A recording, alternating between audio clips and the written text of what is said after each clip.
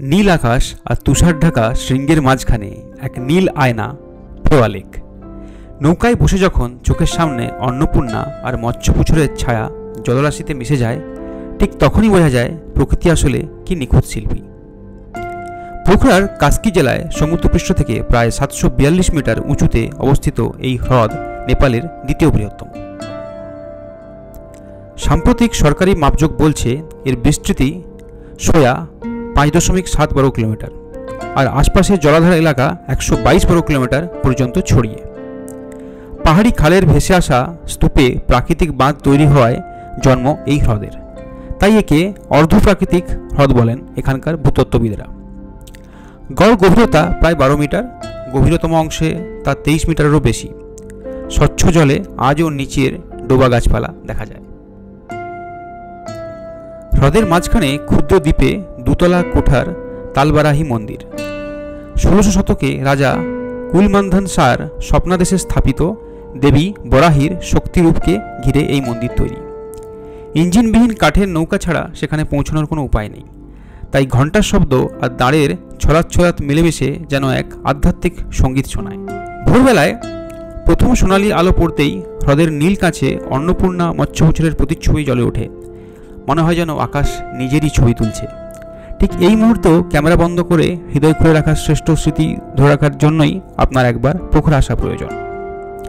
শান্ত boating, kayaking বা হালকা fishing ছাড়াও লেক সাইডে রয়েছে সরু গলির কফি শপ, লাইভ মিউজিক, হস্তশিল্পের দোকান। সন্ধ্যাবেলায় রঙিন নৌকার লাল নীল বাতি হৃদয়ের কোলে এক যেন আমন্ত্রণ ডেকে আনে আর বলে নেপাল ঘুরতে আসাটা সত্যিই সার্থক। এখন দাঁড়িয়ে আছি ফেওয়া লেকের ধারে। এখানে ফেওয়া লেকের একটা মেন গেট আছে, সেটা দিয়ে ভিতরে এলাম। বিকেলবেলা হয়ে এসছে, কি সুন্দর লেকটা দেখুন। আর সবাই বোটিংয়ের জন্য যাচ্ছে।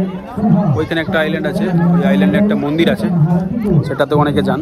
আর এখানে এখন গঙ্গা আরতি যেমন হয় সেইভাবেই এখানে দেখেও একটা আরতি আছে, সেই আরতির জন্য সব তৈরি হচ্ছে।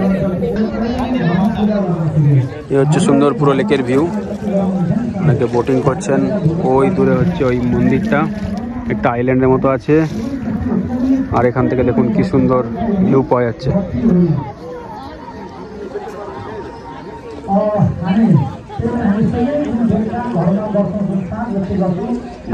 সন্ধ্যা আরতির প্রস্তুতি চলছে এখানে, সন্ধ্যা আরতির।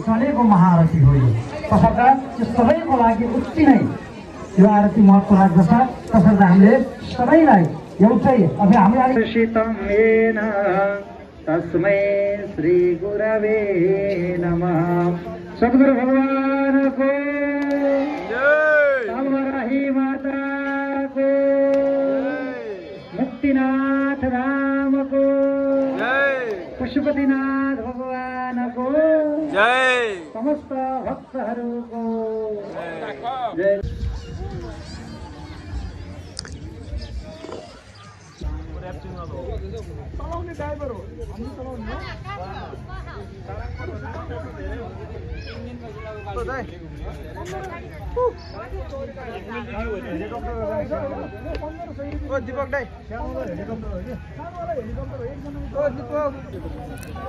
এই ফেওয়া লেকের পাশ ধরে একটা বেশ সুন্দর ওয়াকওয়ে করে দেওয়া আছে। এটা দিয়ে এখন হাঁটছি আর কি। মানে অনেকেই সন্ধ্যাবেলা এখানে হাঁটতে পছন্দ করেন এবং এর চারপাশে রয়েছে খুব সুন্দর সুন্দর রেস্টুরেন্ট। তো এই রেস্টুরেন্টগুলোর মধ্যে দেখুন বেশ ভালো সিটিং অ্যারেঞ্জমেন্ট রয়েছে বসার, এবং এখানে বসে আপনি আপনার যে সন্ধ্যের টাইমটা সেটা উপভোগ করতে পারেন। আর এরই প্যারালালে রাইটের দিকে রয়েছে আপনার মার্কেটের যে রোডটা, মানে যে রোডটায় আপনি চাইলে মার্কেটিংগুলো করতে পারেন, এবং অনেক রেস্টুরেন্ট ওখানে আছে। কিন্তু এখানে যে এরিয়াটা বেশ জমজমাট দেখাচ্ছে, তো আপনাদের সামনে দেখাচ্ছি দেখুন। এই দেখুন খুবই সুন্দর সব রেস্টুরেন্টগুলো, এবং জায়গাটা খুবই হ্যাপেনিং।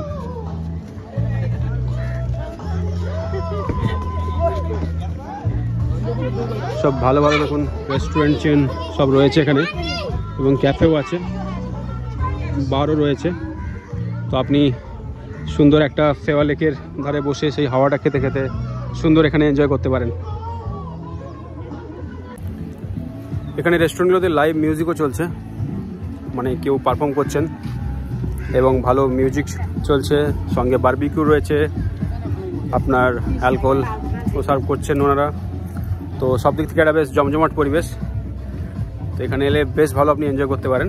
এবং এখানে কিন্তু একটা ভালো যে আপনার যে ক্রাউডটা সেটা কিন্তু মানে মাল্টি কালচারাল এবং সব দেশ থেকে লোকজন আছেন এবং বেশ একটা মিক্সড কালচার বলতে পারেন।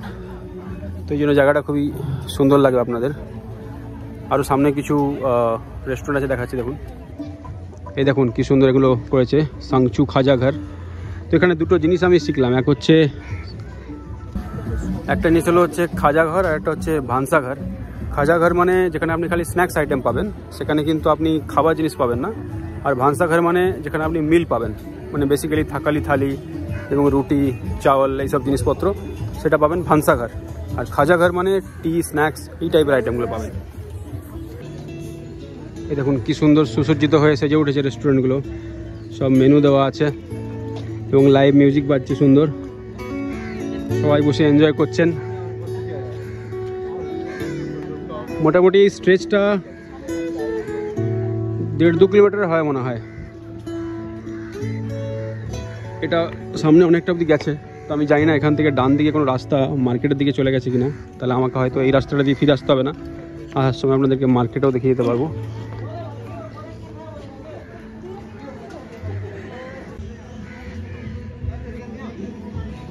পুরো স্ট্রিটটা দেখুন কি সুন্দর। হাঁটতে হাঁটতে এই দিকটা এলাম এবারে। এখানেও দেখুন কি সুন্দর সব রেস্টুরেন্টস। আমার গ্রুপে যারা অন্যরা ছিলেন তারা মার্কেট দিয়ে গেলেন, তো সবাই থাকলে হয়তো একটা রেস্টুরেন্টে ঢুকে খাওয়া যেত। যা বুঝলাম এইসব জায়গায় এলে একটু বেশি টাইম নিয়ে আসতে হয়, মানে কম দিনে অতটা এক্সপ্লোর করা যায় না। যেমন আপনার হোটেলে একটা ডিনার এবং ব্রেকফাস্ট থাকে, তাহলে মিল হিসেবে দিনে আপনি খালি লাঞ্চটাই করতে পারেন বাইরে। তো সেক্ষেত্রে দিনের বেলা অতটা হয়তো জমবে না জায়গাটা, আমার যেটা মনে হয়। যেমন রাত্রেবেলা এত সুন্দর লাগছে জায়গাটা, সেই ভিউটা মানে দিনের বেলা পাওয়া হয়তো যাবে না। তো সেটা একটা ব্যাপার থাকে। কিন্তু এই লেকের ভিউ আমার বেশ ভালো লেগেছে। আমি ডাল লেকও গেছি কাশ্মীরের, ওখানে যেমন শিকার রাইডটা সত্যি এনজয়েবল, কিন্তু লেকের পাশে এরকম রেস্টুরেন্ট এইসব অত দেখিনি। মানে হয়তো ওখানে অতটা লিকারের সব কালচার কম, বা মানে ওখানে লেকের ধারে আমি এরকম জিনিসটা দেখিনি। ওখানে অবশ্যই ডাল লেকটা ইটসেলফ সুন্দর এবং শিকার রাইড ভালো। তো কিন্তু এটার একটা এক্সপিরিয়েন্সটা অন্যরকম দেখছি ফেওয়া লেকের। তো ফেওয়া লেকের নাম আমি অনেক শুনেছি এবং আসার আগে গুগলে অনেক রিসার্চও করেছিলাম। তো যেগুলো শুনেছিলাম সেগুলোর সঙ্গে সত্যি মিলে যাচ্ছে, এবং আমি বেশি দেখছি, মানে যেটা আমার এক্সপেকটেশন হচ্ছে বেশি আমি দেখতে পাচ্ছি। কারণ ভিডিওতে সব বিউটি ওইভাবে ক্যাপচার হয় না এবং বোঝাও যায় না।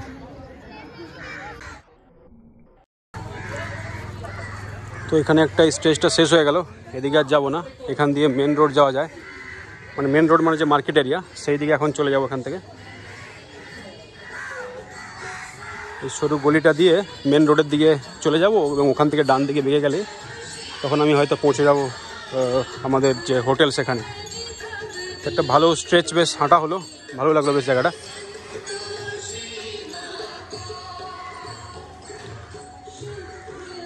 এগুলো সব হোটেল এরিয়া শুরু হয়ে গেল। সামনে কিছুটা এগিয়ে যাই, সেখান থেকে আবার আমরা দেখাবো ক্যামেরায়। এখানে দেখুন কি সুন্দর সব দোকান রয়েছে, পেন্টের দোকান, পেন্টস বিক্রি হচ্ছে, খাবারের দোকান রয়েছে, এবং আরও সবাই বসে রিল্যাক্স করছেন এখানে। এখানে দেখলাম নাইট পার্টিগুলো বেশ ভালো হয়। কালকে রাতে একটু বেরিয়েছিলাম, তখন দেখতে পেলাম যেখানে নাইট পার্টি বেশ সুন্দর হয়। আর এখানে নেপালের নিজস্ব কিছু ড্রিঙ্কস রয়েছে, যেগুলো একটু দামেও সস্তা হয়। তো এনাদের নিজেদেরই কিছু বিয়ার এবং ওয়াইন রয়েছে, অ্যাপেল ওয়াইন, যেগুলো কিন্তু অনেক দাম কম। এই দেখুন মেন স্ট্রিটের দিকে প্রায় চলে এলাম। এই সামনে যে মেন স্ট্রিট দেখছেন, ওখান থেকে আমি ডান দিকে যাব। ডান দিক গেলে আমাদের হোটেল পৌঁছে যাব। তো আমাদের গ্রুপের যারা অন্যরা মার্কেটিং করতে এসছেন তাদের সঙ্গে হয়তো দেখা হয়ে যাবে। এখন দেখুন ওয়েদার কি সুন্দর ক্লিয়ার, কিন্তু সকালের দিকে ছিল বৃষ্টি, তাই একটু ঘাবড়ে গেছিলাম যে কেমন কি দেখা বা ঘোরা হবে। বাট এখন দেখছি সব বেশ ক্লিয়ার হয়ে গেছে। তো দেখা যাক সামনে এগিয়ে আর কালকের দিনের জন্য আমাদের কি ওয়েট করছে। তো এখানে যা দেখছি বৃষ্টিগুলো রাতের দিকে হয়, মেনলি সকালের দিকে ঠিকই থাকে। এই দেখুন মেন রোড চলে এলাম কথা বলতে বলতে। এখান থেকে আমি ডান দিকে যাব, এই গ্রুপের লোকদেরকে খুঁজে পাই কিনা। এখানে একটা টি শার্টের দোকানে ঢুকলাম, দেখুন সব ভালো ভালো টি শার্ট বিক্রি হচ্ছে এখানে। এগুলো বলছে 950 আছে, 950 নেপালি রুপিস, আর কিছু আছে 500 নেপালি রুপিস। কিছু ট্রাই করে দেখি। এই এখন মার্কেটের যে মেন মার্কেট স্ট্রিট সেখান দিয়ে হাঁটছি, খুবই সুন্দর দেখুন জমজমাট জায়গাটা। এখানে সব কিছু দোকানপাটও আছে, রেস্টুরেন্টসও আছে। এখানে মানে রাস্তায় কিছু কাজ চলছে। পরপর দেখুন টি শার্টের দোকান।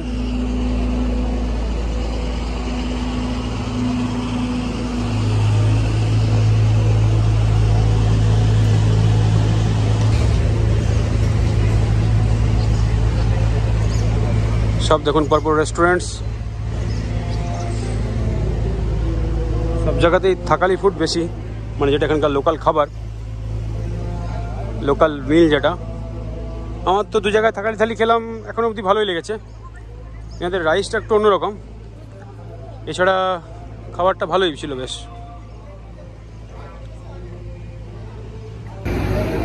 আজকে যখন ভিডিওটা শ্যুট করছি এটা হচ্ছে সানডে, সানডের জন্য মার্কেটটা বেশ ভালোই জমে উঠেছে, প্রচুর দোকান এখানে। এখন আমি জানি না যে এখন নেপালে এটা ট্যুরিস্টের সিজন কিনা, কারণ অনেকে এই সময় আসেন ট্রেকিংয়ের জন্য, আবার অনেকে উইন্টারের সময়টায় আসেন অ্যাকচুয়াল ঘোরার জন্য, যারা ট্যুরিস্ট অনলি, যারা কয়েকটা জায়গা কভার করেন। তো এখন এগিয়ে যাই সামনের দিকে। এখানকার কিন্তু যে ঘোরাফেরা যে ঘুরছি স্ট্রিটে, এখানে কিন্তু আমার বেশ সেফটি ওয়াইজ ভালোই লেগেছে। কোনো কেউ ডিস্টার্ব করছে না আপনাকে। বড় জোর হয়তো দোকানের লোকজন একটু অ্যাপ্রোচ করবে যে আপনি চাইলে কিছু কিনতে পারেন, এছাড়া কিন্তু সেরকমভাবে কোনো আমি ডিস্টার্বেন্স দেখছি না যে কোনো মানুষ এসে আপনাকে কিছু বলছে বা ধাক্কা দিচ্ছে বা কিছু হচ্ছে। তো সেদিক থেকে খুবই আমি বলবো সেফ জায়গা, এবং পুলিশও দেখছি জায়গায় কয়েক জায়গায় দাঁড়িয়ে আছেন। এমনি মানুষজনের ব্যবহার এখানে ভালোই।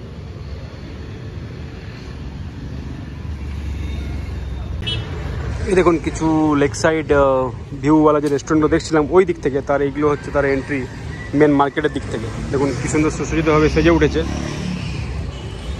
এটা মার্কেটের দিক থেকে এন্ট্রি। তবে সেরকম একটা ভিড় কিন্তু আমি মার্কেটে দেখছি না আজকে,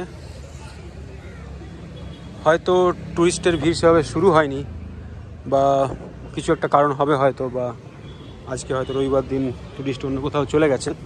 তাহলে একদম যে প্রচুর ভিড় সে ব্যাপারটা কিন্তু আমি খুব একটা দেখছি না আজকে।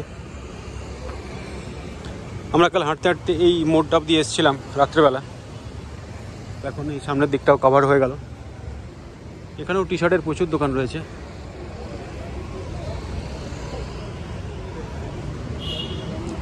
দেখা যাক জায়গাটা ঘুরে একটু। এই রাস্তাটা লেকের দিকে চলে যাচ্ছে, সোজা সোজা লেকের দিকে যাচ্ছে। তো এটা দিয়ে আমরা যাওয়ার সময় গেছিলাম, এখন এইখানেই কোথাও একটা এখান দিয়ে হেঁটে ঘর ফিরবো আর কি। এখানে কিন্তু অনেক ট্রেকিং ইকুইপমেন্টের দোকানও দেখতে পাচ্ছি, কারণ অনেকে এখান থেকে ট্রেকিংয়ে যান, অন্নপূর্ণা সার্কিট। তো সেজন্য অনেকে ট্রেকিং গিয়ার্স কেনেন এখান থেকে, যারা একটু অ্যাডভান্সভাবে করতে চান।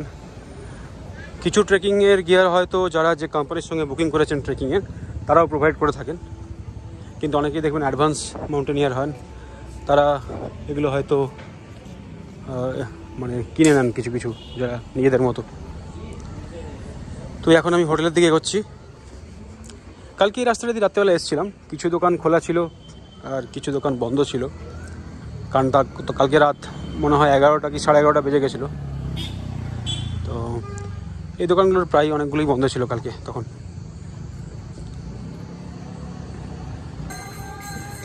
হাঁটতে হাঁটতে চলে এলাম আমার হোটেলের মোড়ে।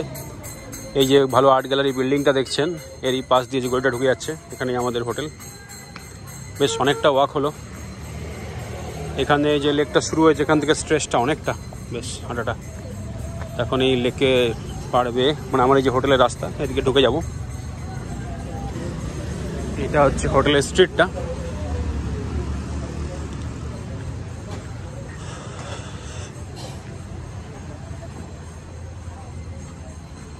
বেশ সুন্দর জায়গা। ওই যে কালকের প্লেস যেখানে আমরা ডিনার করেছিলাম।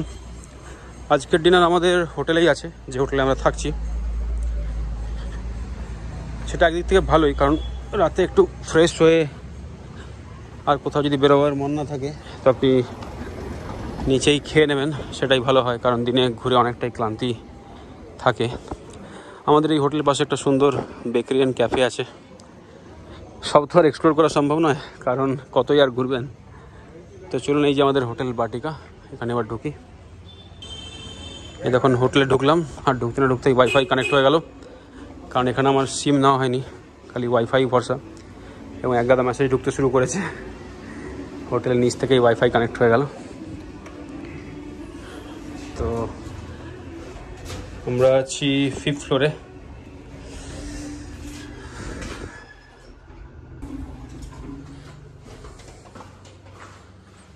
এখন এই 501 আমাদের রুমে ঢুকবো।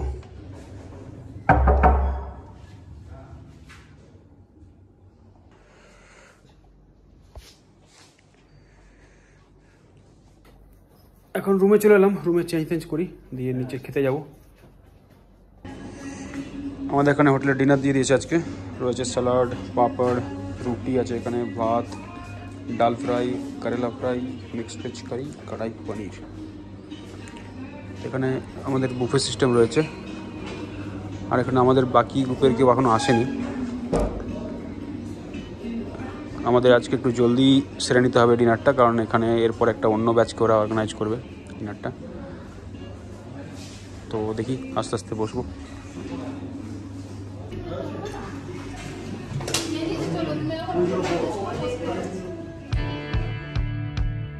তো এই ডিনারের সাথেই শেষ করছি আজকের এই ব্লগটা। ফিরে আসছি পরের পর্বে পোখরার আরও দুটি আকর্ষণীয় স্থান, পামদি কোর্ট, শিবা স্ট্যাচু এবং ওয়ার্ল্ড পিস পাগোডা, এবং সেখান থেকে আমাদের সারানকোট যাত্রা। সবাই সঙ্গে থাকুন, সুস্থ থাকুন, ভালো থাকুন। ফিরে আসছি পরের ব্লগে।